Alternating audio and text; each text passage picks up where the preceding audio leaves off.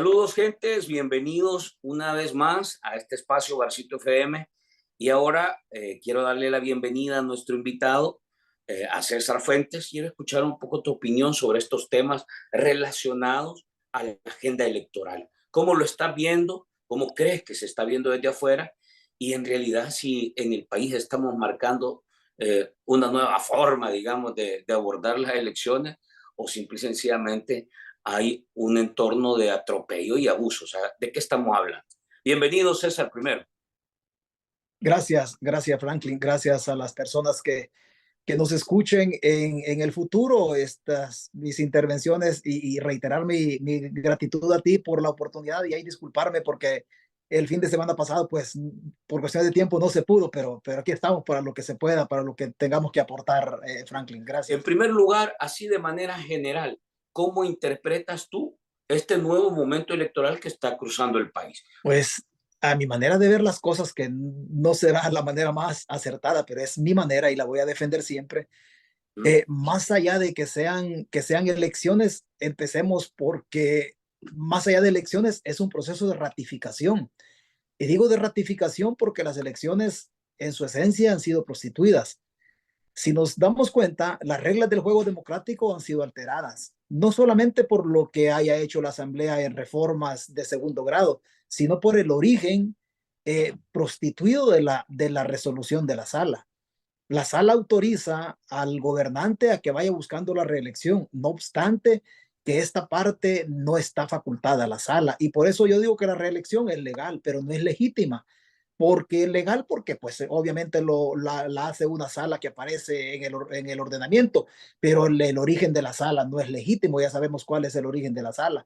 Entonces, partiendo del origen de ahí, de la reelección, y luego que las reglas del juego han sido alteradas en clara referencia o en clara ventaja para el candidato, digamos en este momento. Es bien ilógico lo que estamos hablando, porque en un país democrático o que mínimamente funcionara las instituciones y el Estado de Derecho, ni siquiera se tocara este tipo de temas, porque estar hablando de la reelección cuando la Constitución no te lo permite y estar abordando este tema cuando ya sabemos pétreamente que no te lo permite y va buscando la reelección siendo gobernante, es que es bien ilógico.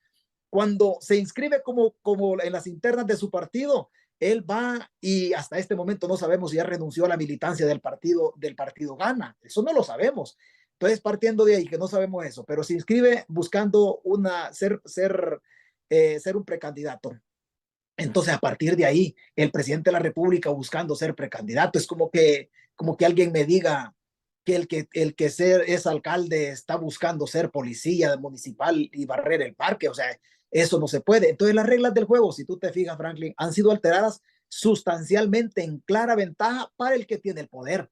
Entonces, en esta competencia democrática que se llaman elecciones, las elecciones no se van a dar. Si las reglas democráticas, si las bases de competencia han sido alteradas en clara referencia para favorecer al que tiene el poder, entonces no va a haber elecciones, va a haber una ratificación de mandato, abusando totalmente del Estado de Derecho y la democracia a partir de ahí, la democracia desaparece.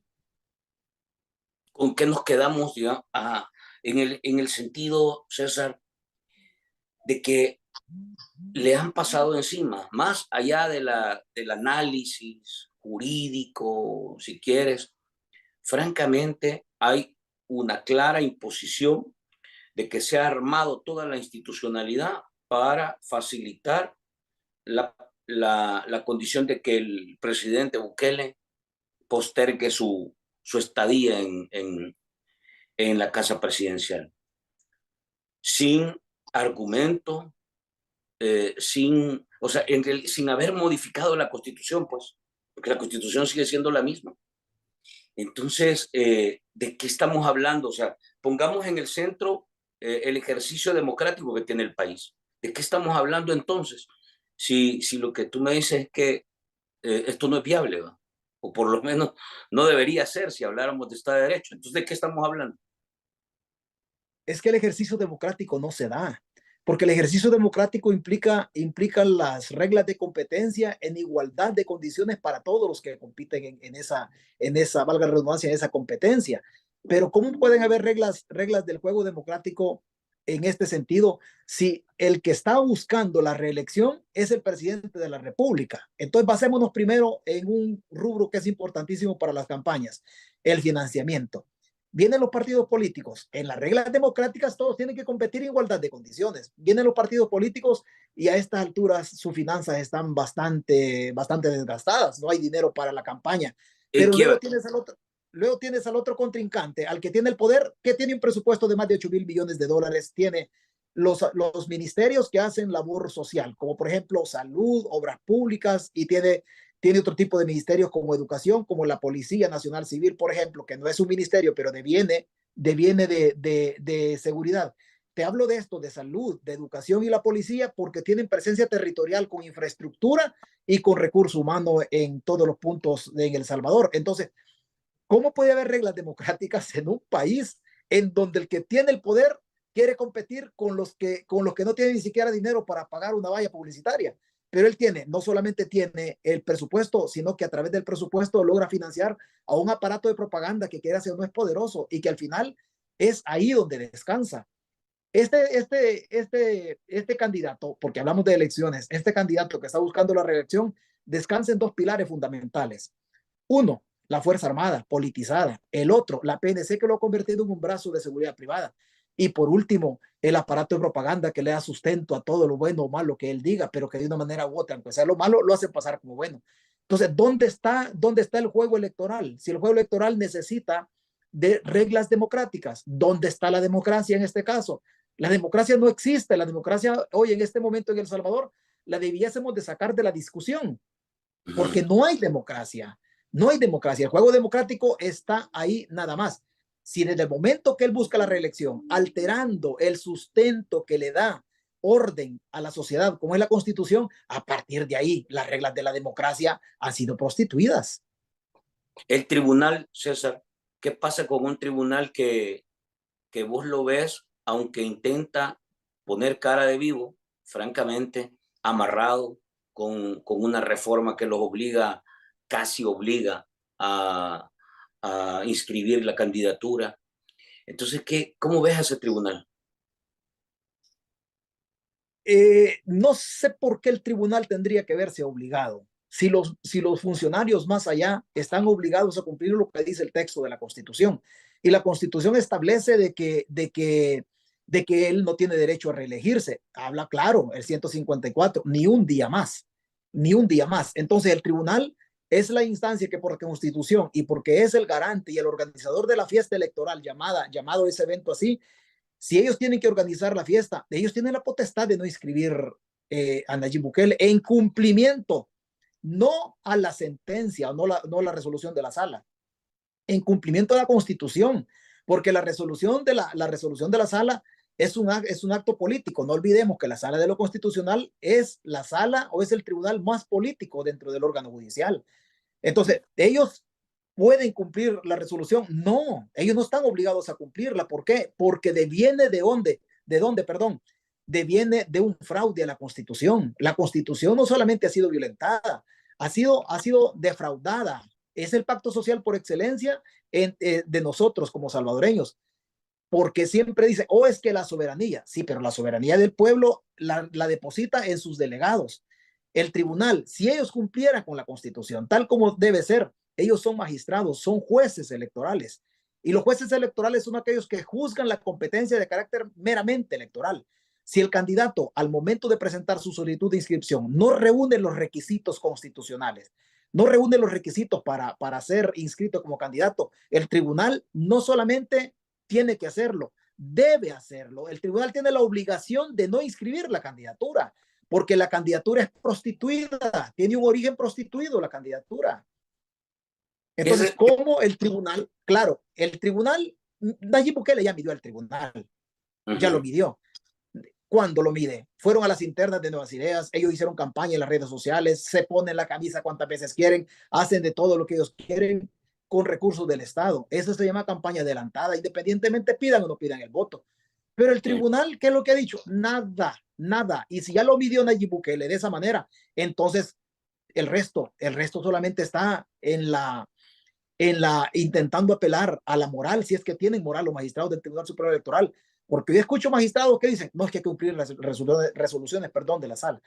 Pero ¿cómo Sí. vas a cumplir una resolución? Una resolución que tiene un origen ilegítimo.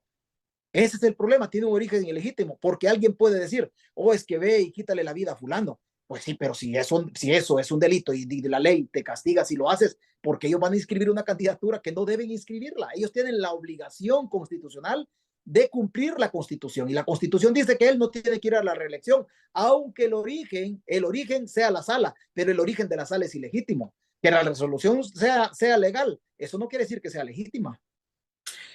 ¿Qué pasa con la inscripción que anunció ya, como tú dices, ya como candidato, que va a ser en esta semana probablemente? Tiene hasta el 26. Eh, ¿Qué representa? ¿Qué significa que Bukele se inscriba y que el tribunal lo acepte esa inscripción? Ahí a partir de ahí, institucionalmente, independientemente que él haya pasado por la interna de su partido político, pero era algo de carácter interno nada más. Pero ahí, pues cuando va a las internas, él vulnera la ley de partidos políticos, participando en ese evento interno. En este caso, si el Tribunal Supremo Electoral lo inscribe, a partir de ahí nace la dictadura. A partir de ahí nace la dictadura. ¿Por qué? Porque si Bukele va a la reelección, es casi seguro que independientemente del apoyo que tenga de la gente, independientemente del apoyo, está el secuestro de las instituciones. Franklin, te voy a plantear un escenario. Imagínate tú, imagínate tú, que el Chino Flores sea la persona que alegue después de las elecciones de que hubo fraude electoral. Entonces viene el Chino y presenta su recurso a la primera instancia. Es el Tribunal Supremo Electoral.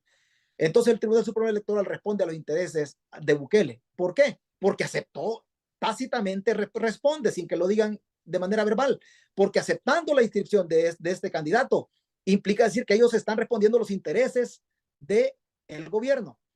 Pero el Chino Flores presenta y dice, mire, es que ellos cometieron un fraude, compraron votos. Entonces presenta una nota al Tribunal Supremo Electoral, las impugna o lo que busque. Y el tribunal responde a los intereses de Bukele. ¿Qué le va a decir al chino? Sin lugar le va a decir que no tiene razón.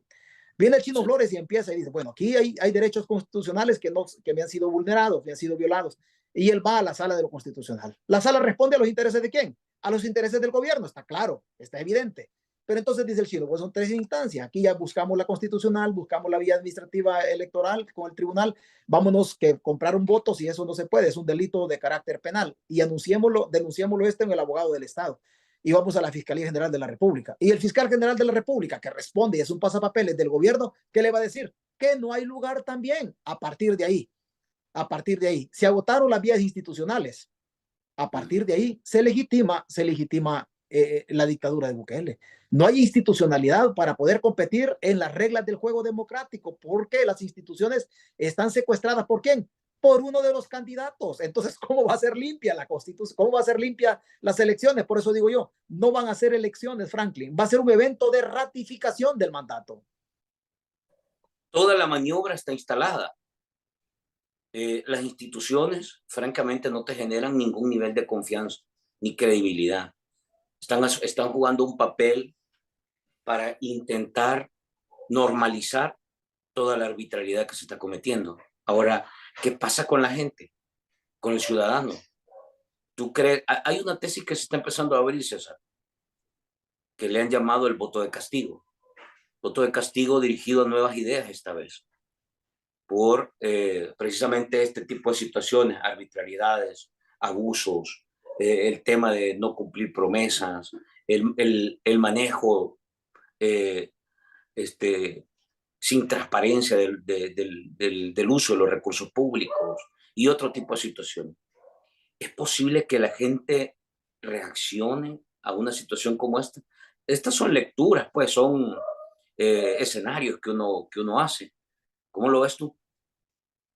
Votar, abstenerse, no ir a votar o un voto de castigo, ambas todas son una decisión política. El voto de castigo es una decisión política. Pero, ¿qué pasa con el voto de castigo?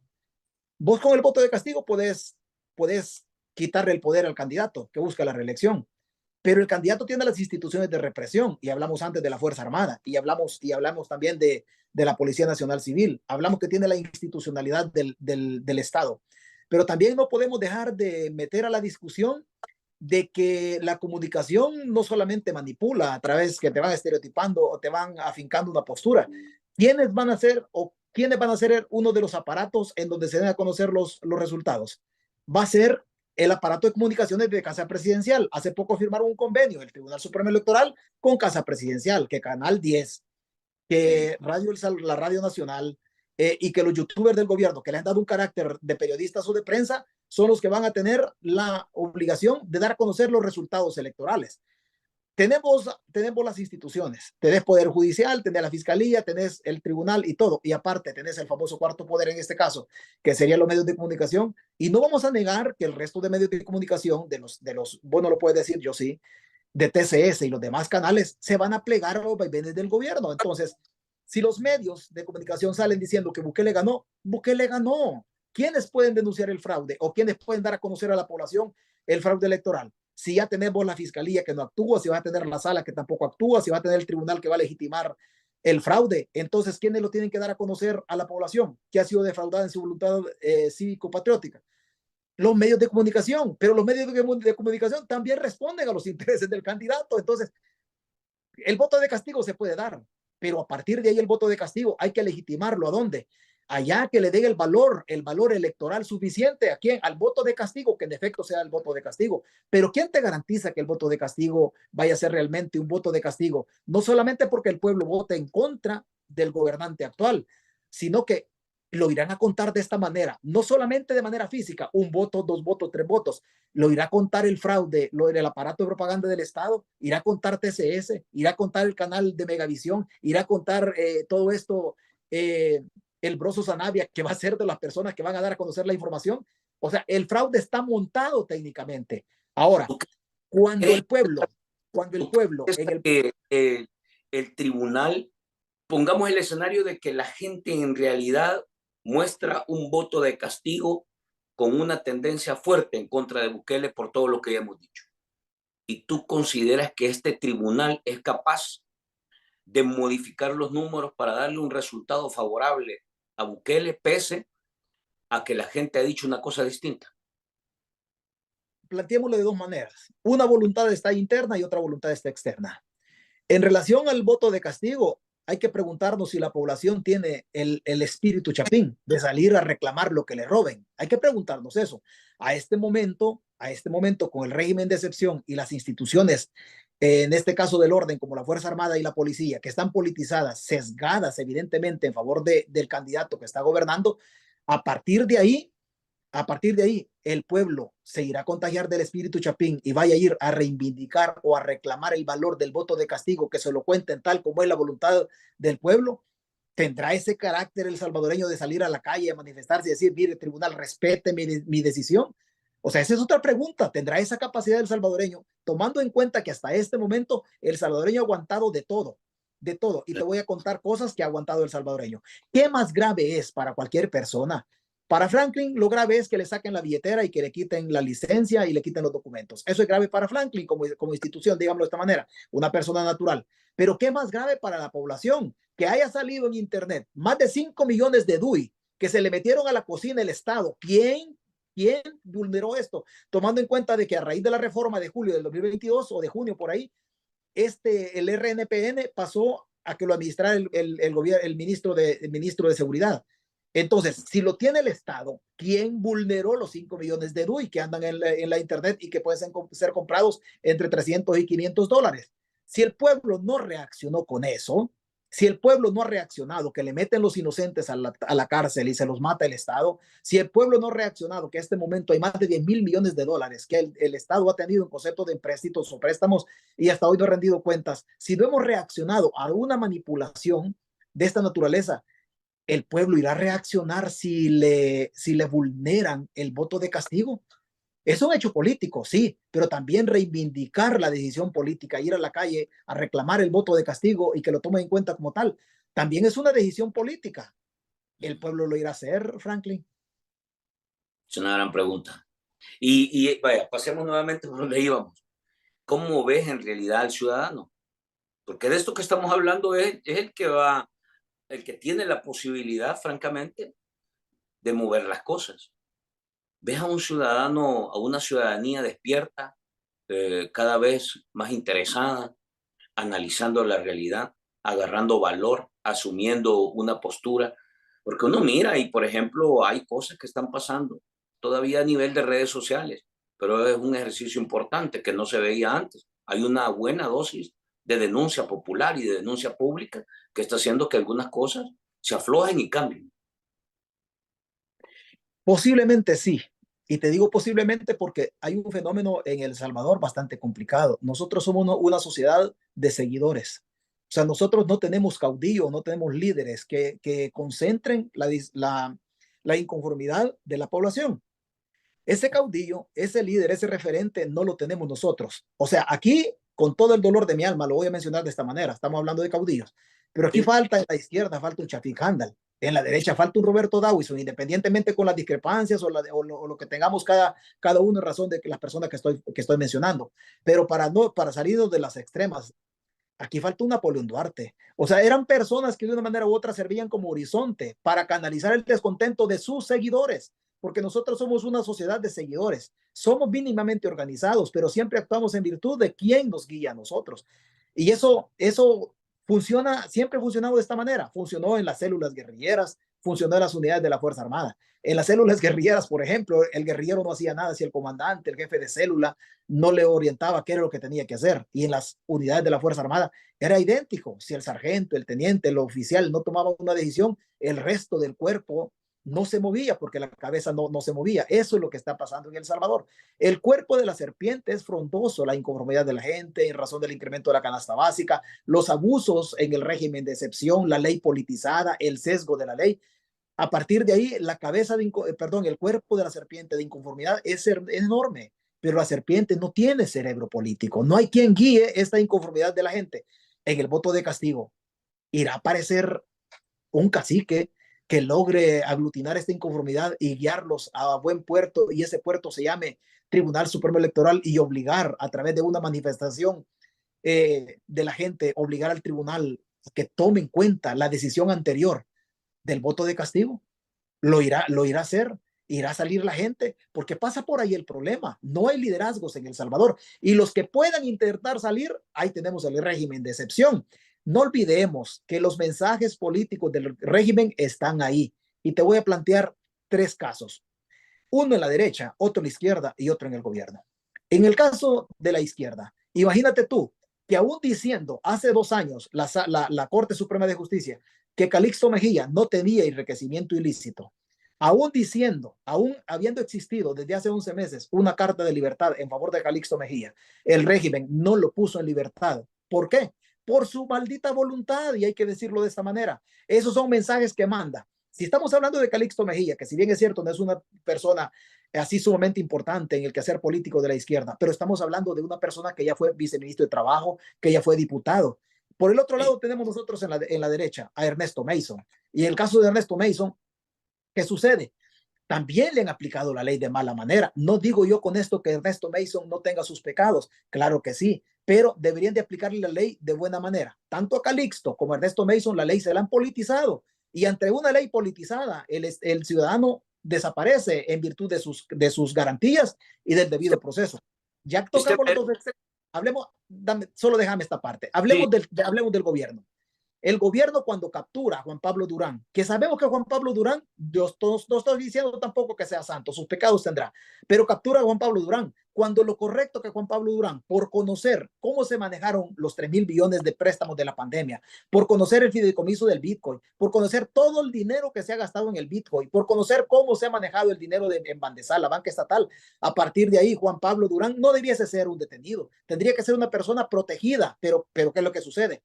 Ahí está metido Bukele, comprando Bitcoin con dineros públicos a título personal. De ahí tenés por el otro lado, tenés el caso de Ernesto Mason. Es evidente que Ernesto Mason no solamente fue una persona que sacó a relucir la corrupción de Eric García, pero a ver, estamos hablando de Ernesto Mason, el que está preso en la derecha, y Alejandro Mason, el actual. Gracias por la corrección. En ese caso de Alejandro Mason, es un mensaje político desde adentro. El hombre que denuncia la corrupción es el que meten preso.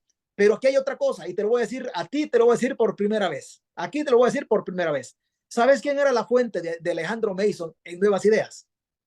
no, no, no, no tengo idea. Rebeca Santos. Rebe Te lo que digo aquí por también, primera vez en tu que página. Nunca lo he también dicho. fue denunciada, César, No te escuché, perdón. que también fue denunciada en el caso que expuso Alejandro Mason y por el cual lo detuvieron y ahora está en estado vegetal, según lo que ha aparecido en las últimas noticias.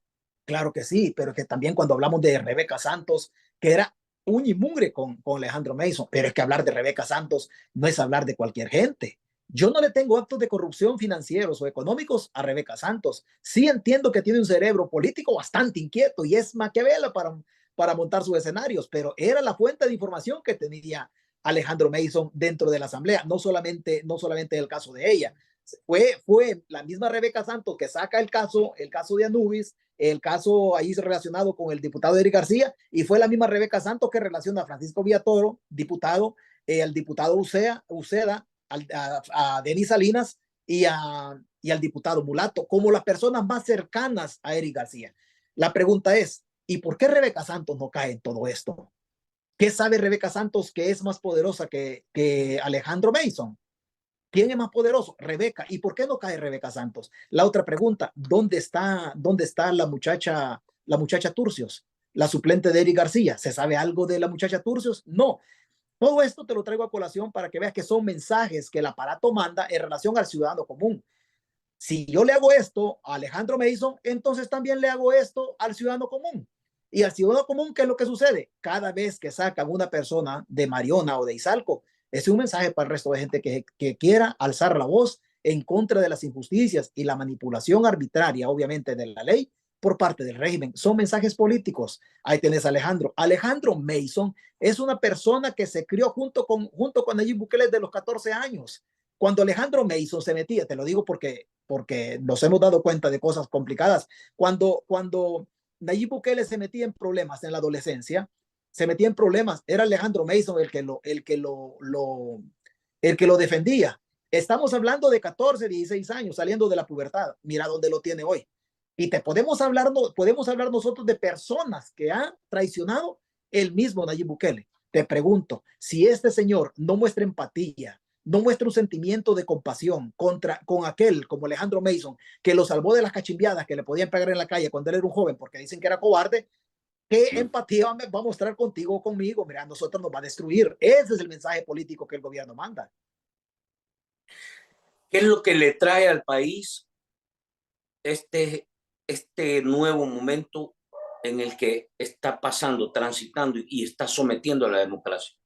¿Qué futuro le trae al ejercicio del país? Porque esto te genera más incertidumbre, más inseguridad jurídica, aleja cualquier inversión, te genera más inestabilidad. Entonces, ¿qué es lo que ves tú que viene al país después de la inscripción de Bukele ya formalmente como candidato? Con toda la oscuridad que hay, porque tú tienes razón, no se sabe si es candidato todavía afiliado con Gana o se cambió de Gana. Eh, el vicepresidente no se sabe si cumplió reglas, no se sabe si va a pedir permiso o no. Toda esa información en realidad es un manejo totalmente discrecional y arbitrario. No hay forma de explicarlo. Pero ¿qué le trae esto al país? ¿A qué se va a enfrentar el país en el corto y el mediano plazo?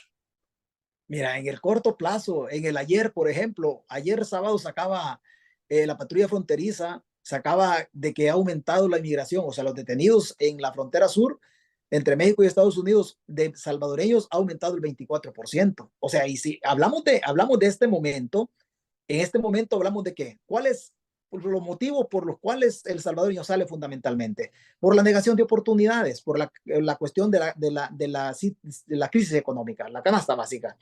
¿Qué dijo Bukele en el cónclave de las Naciones Unidas en septiembre pasado en Nueva York? Dijo que el país había organizado juegos deportivos centroamericanos del Caribe, que era la capital del surf y que los ojos del mundo estaban puestos ahí. Pues qué bien que estén puestos los ojos del mundo ahí. Sí, pero el salvadoreño no lo está experimentando esos ojos del mundo, esa afluencia de turistas en El Salvador que dejan divisas. No, porque el salvadoreño sigue corriéndose por la pobreza, por la calamidad, buscando otras oportunidades. Entonces, si tú ves de que vulneran el Estado de Derecho. No solamente la democracia se toca con el Estado de Derecho, sino que también el inversionista fuera de las fronteras, el extranjero, empieza a ver y dice, bueno, yo tengo 20 millones de dólares y quiero invertir en El Salvador, pero las reglas del juego en la competencia comercial no son iguales. ¿Por qué? Porque no existe Estado de Derecho. Si no existe Estado de Derecho, entonces, ¿cómo le vas a hacer tú para competir? Te pregunto a ti, Franklin, tú tienes 100 millones de dólares, ¿ya? Primero Dios, si los tuvieras, papá, en un país como El Salvador. Tú tienes 100 millones de dólares en estas condiciones actuales. Tú vives en El Salvador, pero en estas condiciones actuales, ¿tú los inviertes? No los inviertes, Franklin. No los inviertes, no nos hagamos bola. Es más, con esto te voy a decir el resto. Está Carlos Callejas a la par del gobierno de Bukele, comiendo del mismo sistema de Nayib Bukele, dándole sustento político a la dictadura naciente de Nayib Bukele. Carlos Callejas está haciendo allá con Almacenes Éxito en Colombia una inversión de más de 500 millones de dólares. Dime, si El Salvador fuera un país en donde la inversión puede estar garantizada, ¿cómo Callejas se va a ir a invertir a otro lado en lugar de generar inversión o que la ganancia que él obtiene a través de su cadena de supermercados quede en El Salvador? ¿Por qué se va a Callejas? ¿Por qué se va a Callejas? Por la inseguridad jurídica. No hay Inseguridad jurídica. Entonces, así te ven en el mundo en relación a la inversión. Ahora, ponte a pensar una cosa. El dólar de nosotros no es una moneda nuestra, obviamente, es un dólar americano. ¿Quiénes tienen el control del flujo? Lo tienen los gringos. ¿Qué sucede si los gringos cierran un poquitito el grifo para que en lugar de que el dólar circule el 90%, circule el 65%? Yo te puedo garantizar que esa presión del 25% no la aguanta la economía en El Salvador si es que le cierran un poquito el grifo. Después de eso tenemos las multilaterales, que las multilaterales cuando hay un país que no tiene Estado de Derecho y las reglas del juego no se respetan, en donde sacan una moneda como el Bitcoin, que no es una moneda que lo reconoce las multilaterales, ¿quién te va a prestar dinero? ¿Quién te va a dar dinero como país? ¿Quién le va a dar dinero a El Salvador rompiendo todo, pero todo el marco legal? Vulnerando la democracia, una dictadura que nace rompiendo todas las reglas del juego democrático, obviamente, desconociendo el Estado de Derecho, diciéndole al mundo que hagan las cosas que ellos, que el mundo tenga sus recetas y que nosotros tenemos las nuestras. Si el mundo sigue siendo un hospedaje, el mundo es un hospedaje donde lo que pasa en Panamá importa a El Salvador, lo que pasa en Ucrania importa a El Salvador, lo que pasa en China importa a El Salvador, porque somos un hospedaje, porque está globalizado absolutamente todo. Entonces nadie te va a dar dinero, sencillo, nos van a ahogar. ¿Qué pasa con la gestión en una etapa de reelección de Bukele? ¿Es posible que no termine el periodo? ¿Es posible que a medio camino se complique más la situación? ¿Es posible? O sea, ¿qué escenario ves tú en un ejercicio ya pensando en un nuevo periodo de Bukele? ¿Qué condiciones son las que puede enfrentar una gestión así? Aquí sí veo al pueblo yo involucrado, mira, y me podrás decir, pero ¿cuál es la diferencia en ese escenario futuro al escenario de las elecciones? Y es sencillo, porque el escenario de las elecciones es por voluntad y en el escenario futuro sería por presión. Habrá un momento, llegará un momento que a raíz de la crisis económica que se nos puede venir a nosotros por la reelección de Nayib Bukele, que el mundo nos empiece a aislar, que empiecen a no llegar dinero fresco. A partir de ahí va a haber una crisis económica en El Salvador mucho, pero mucho más profunda. Entonces, la presión del hambre, la presión que genera la falta de comida en las tripitas del salvadoreño, va a hacer que la situación empiece a implosionar desde adentro. Nosotros en un momento determinado, de manera social, vamos a implosionar, no por la democracia, porque las luchas del futuro no van a ser por la democracia, ni por el voto, van a ser por hambre. Van a ser por hambre. En la democracia el pueblo no entiende que la democracia nunca se desarrolla y que la democracia va desarrollándose en la medida que las sociedades también se desarrollan. Las sociedades se mueren, viene otro relevo generacional y las democracias sigue también desarrollándose porque ella nunca termina de desarrollarse.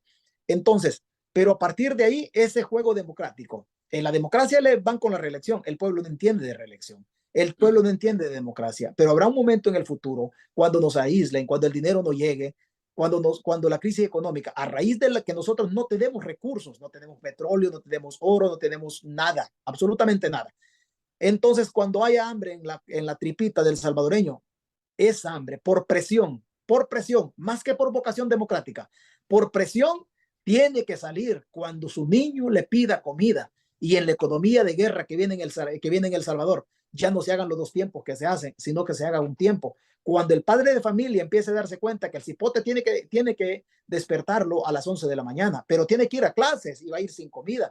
Cuando el padre de familia se dé cuenta que a las 5 de la tarde le dio alguna cosita para que las tripas se les santiguaran, pero el bicho no puede ir a jugar porque a las 9 de la noche va a necesitar aunque sea un pedazo de pan con café. A partir de ahí, donde no haya dinero para comprar el pan ni para comprar el café, a partir de ahí el padre de familia se va a ver obligado por presión de la comida, por presión de las tripas, se va a ver obligado a salir a la calle, a implosionar socialmente, a exigirle al gobierno que le cumpla. ¿Que le cumpla qué? Que le cumpla lo que le prometió. ¿Ves señales de esto ya? Oh, claro que sí, por supuesto que sí. El régimen de excepción, recordemos que es una coyuntura que nace a partir de un pacto roto con la delincuencia, a partir de que el gobierno se le rompe la negociación con las pandillas, a partir de ahí nace el régimen de excepción. Pero el régimen de excepción, más allá de haberle dado fin a esa cuestión de las pandillas, en el sentido de que se rompió el diálogo que tenían, que los pandilleros fueron sacados por la misma inteligencia policial, fueron sacados hacia México. A partir de ahí nace el régimen de excepción. Hoy el régimen de excepción, más allá de perseguir el delito, es una medida política para detener o contener la inconformidad de la gente y la organización de los opositores. A este momento tengo entendido que tú estás participando como candidato a diputado, Franklin, pero las planillas de los partidos políticos costó llenarlas. Sí. Costó llenarlas, la gente con temor en un derecho jurídico democrático que tiene la gente de participar. Entonces, más allá de ser para contener la delincuencia, hoy es para contener el desplazamiento de la inconformidad de la gente y la organización de la oposición. Ahí estamos metidos nosotros, pero hay un momento que por el hambre, cuando los niños lloran, no importa quién te metió a la crisis, lo importante es salir. Ahí la democracia, ahí la Fuerza Armada, ahí la policía, no va a poder contener el crujir de dientes y el chillar de tripas de la gente. Va a implosionar El Salvador desde adentro. ¿Qué va a pasar con estos temas? ¿Cómo ves? Porque ya vimos al ejercicio de nuevas ideas y de su esquema y su formato operando en esto, pero ya en un ejercicio donde se ha roto totalmente aquellos parámetros, digamos, de tolerancia.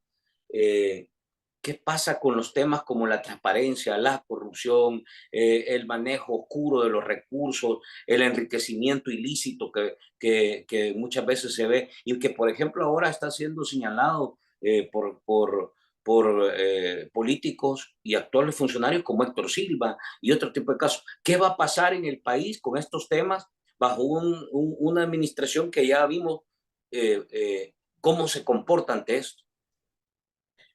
Pues fíjate que pone un caso emblemático, el caso de Héctor Silva, un funcionario que ha venido denunciando y teniendo la razón. En el caso de Carolina Recinos, por ejemplo, él fue bastante inquisidor en ese sentido, estuvo presionando y al final el Tribunal de Ética Gubernamental le dio la razón. Un tribunal que no sé para qué es lo que existe, sinceramente, porque no tiene dientes, no tiene poder coercitivo para echar a andar sus sanciones. Y más allá, Carolina Recinos se huevió 25,000 bolas, $25,000 que le dio la suegra, perdón, como suegra se lo dio a la nuera, y después le ponen una multa de 2,500. O sea, si te imaginas tú, o sea, no, así cualquiera como que le dice el tribunal, mira, seguir robando, de todas maneras no hay problema, está autorizada.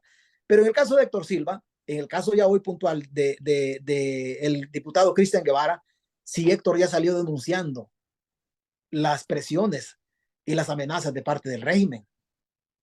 O sea, a partir de ahí, la igualdad de las partes en el proceso, eso ha sido vulnerado. O sea, es una evidente manipulación del proceso. En una manipulación o politización de la ley, el Estado se le ve encima a Héctor Silva, amenazándolo. ¿Por qué? Porque ha procesado al jefe de fracción. Hoy que todavía Bukele está durante el término democrático que lo eligieron, y cuando Bukele tenga el poder total y él se endiose en el poder, independientemente que el pueblo le dé el voto, independientemente de eso, si no hay nada más que le guste a un dictador que concentrar el poder, y acordémonos que en el futuro Nayib Bukele, si es reelecto, no va a tomar posesión como presidente constitucional de la República de El Salvador, va a tomar posesión como el primer dictador inconstitucional de la República de El Salvador. Entonces, a partir de ahí, el dictador no puede vivir si no concentra el poder.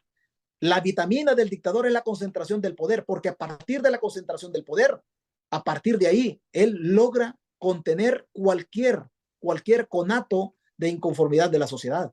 Hoy secuestró las instituciones en la concentración del poder que hace institucionalmente, pero después tiene que ir él a qué? A someter a la población en el régimen de excepción politizado, sometiendo a la población para que la población no reniegue en virtud de la crisis que estábamos desarrollando en la parte anterior. Entonces, ¿Bukele concentra el poder? Sí, lo concentra. ¿Para qué? Para convertir en dictador. Un presidente es el que descentraliza el poder. Un dictador es el que concentra el poder. Cuando Bukele va y le quita la potestad a los territorios de tener su alcaldía, Bukele no busca ahorrarse dinero, porque ¿cómo tú te vas a dar cuenta si él ahorra dinero, si no entrega cuentas? Bukele va y somete a los municipios en virtud de concentrar el poder, independientemente que los territorios estén ahí, pero la distribución político-territorial es diferente. ¿Para qué? Para concentrar el poder. Bukele se va a convertir en dictador. Él va a tener otras posibilidades de abusar del aparato. ¿Qué es lo que le gusta a Nayib Bukele? Que lo adulen, si es que a él le gusta que lo adulen. Comisionados policiales que le chupan las medias, ministro de la Defensa Nacional que no haya que hacer con Nayib Bukele, la fijación de Bukele con los uniformados, que les ve la espalda y les logra tocar lo que puede. Entonces, a partir que Bukele le gusta que le hagan culto al líder, entonces, ¿a dónde vamos a ir nosotros? A que someta todo. La ley en El Salvador va a ser pura comparsa, Franklin. ¿Cuál es el futuro que tú le ves a Bukele? Atravesando ya esa etapa. Es decir, el día que Bukele se inscribe, como tú dices, él se formaliza ya como un autoritario y entra al tema de la dictadura. ¿Cuál es el futuro que uno podría predecir o el escenario que uno puede ver para casos como estos? ¿Cuál es el futuro que ves tú en ese tipo de figuras, ese tipo de liderazgos? El futuro de Bukele depende más allá del sustento que le da la izquierda corrupta y la derecha corrupta. Porque no olvidemos de Nayib Bukele. Algunos dicen, es que este es Arena Frente, o este es del Frente, o este es de Arena. A mí me pasa eso cuando hago transmisiones con camisa roja. Dicen que soy del Frente.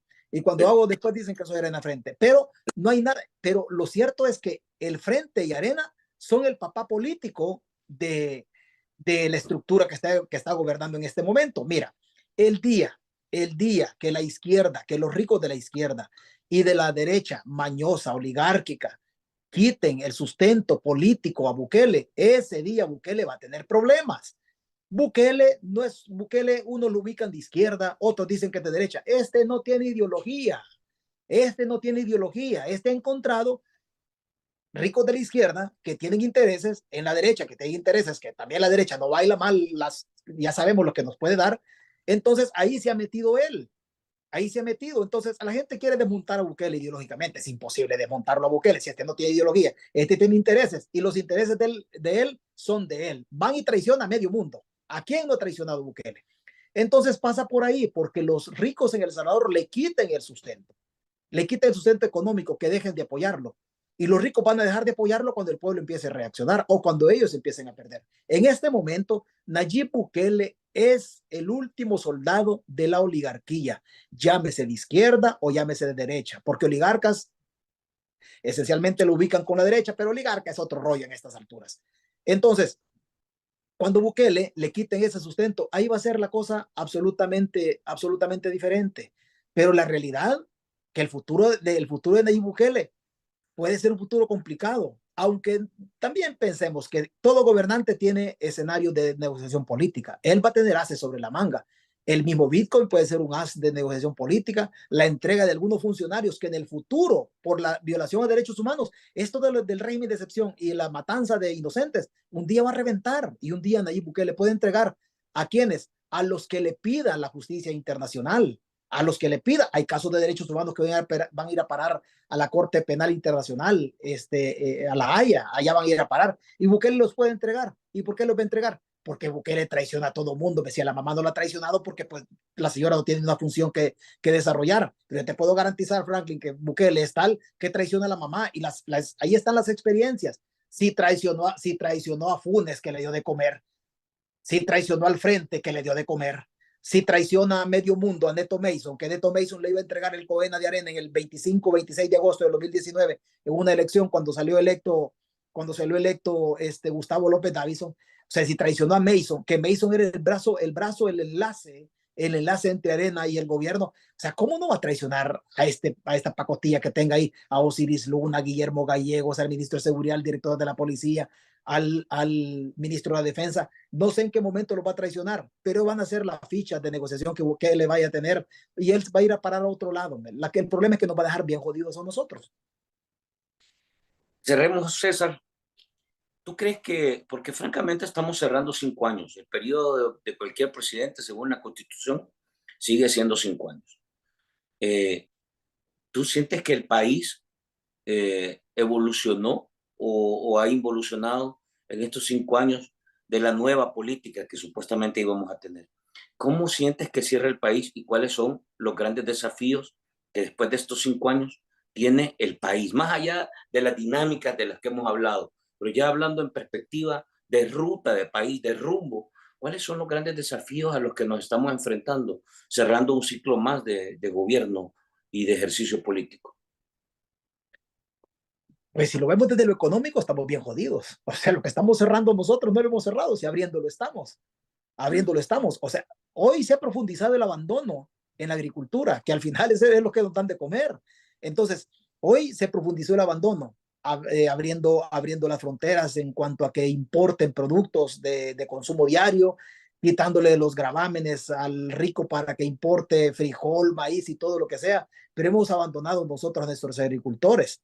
A partir de que un país no tiene soberanía alimentaria, a partir de ahí el país está, en este caso, obviamente hablamos de El Salvador, a partir de ahí El Salvador está labrando una crisis en relación a la tortilla y el frijol de cara al futuro. Todos los indicadores, Franklin, el Programa Mundial de Alimentos, la CEPAL y todo el mundo nos dicen que nosotros no tenemos rumbo, nos dicen que no estamos creciendo y que para el otro año incluso vamos a crecer mucho menos. Solo para el y arriba vamos a crecer, porque vos ya sabes que crecemos tanto que Cojutepec y el departamento.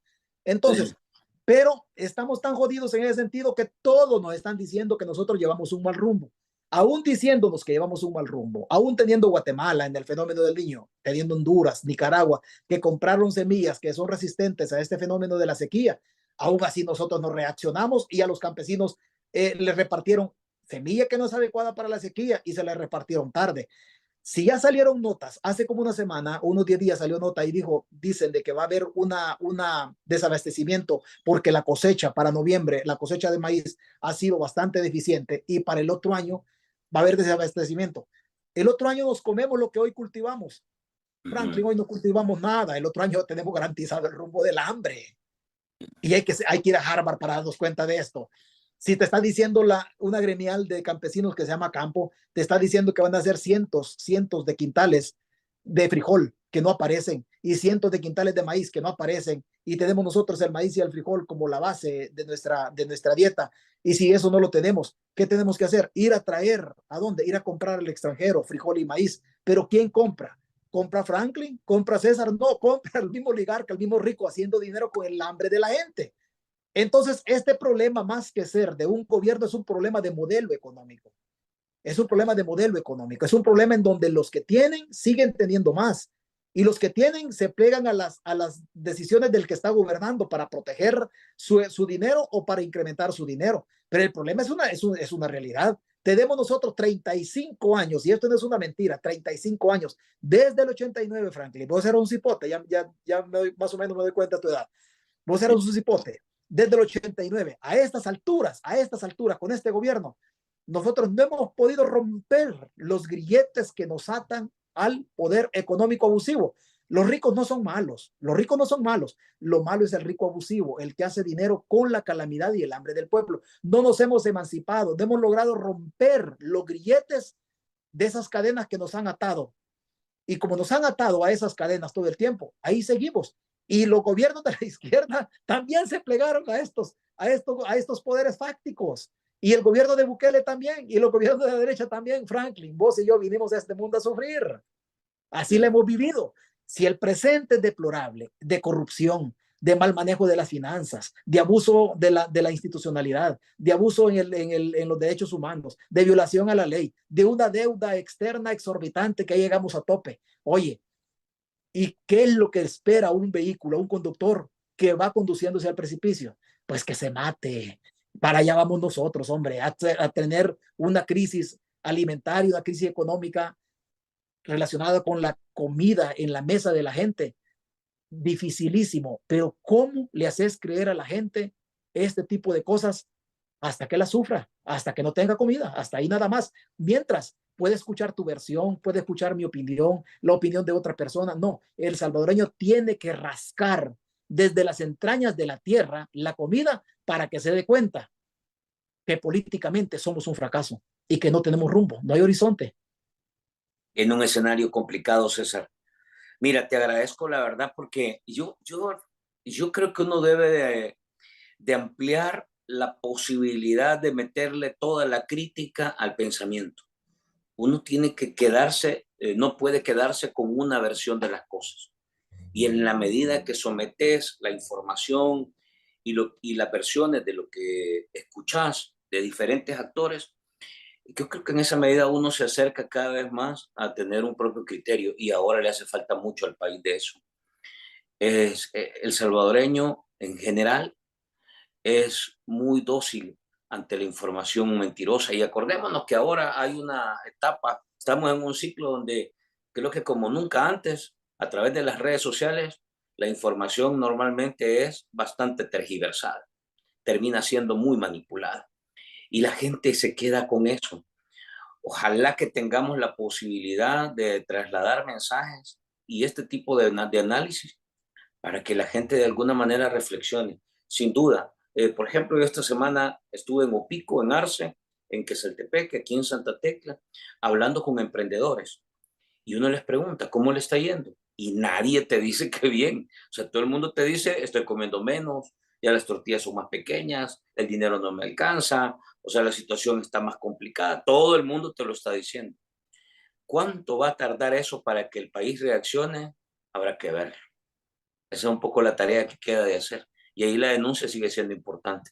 Te agradezco, César, por tu espacio. No, gracias, gracias a ti, Franklin, gracias a ti, reiterar mi disculpa por lo de la semana, el fin de semana pasado y decirle a la gente que esto no es cuestión de ideología, esto es cuestión de un país que va a sufrir una crisis económica profunda, no es de izquierda ni de derecha, esto es una cuestión de carácter cívico, involucrémonos todos porque el país no tiene rumbo. Yo no estoy hablando para que regrese Arena o para que regrese el frente, no, yo estoy dando mi opinión y gracias, reitero a ti que me das esta oportunidad. Y sabemos que en este disenso, en la forma diferente de pensar, ahí está la ganancia. Eso se llama democracia. Eso puede desaparecer en El Salvador. Reitero, Franklin, muchas gracias y gracias a la gente que nos escuchó. César, gracias a ti nuevamente. A ustedes, amigos, nos quedamos hasta acá. Como siempre, vamos a compartir algunas piezas para que ustedes puedan comentarlas, reaccionar, opinen, denos su opinión. Así que les agradezco y nos quedamos hasta acá luego de la próxima.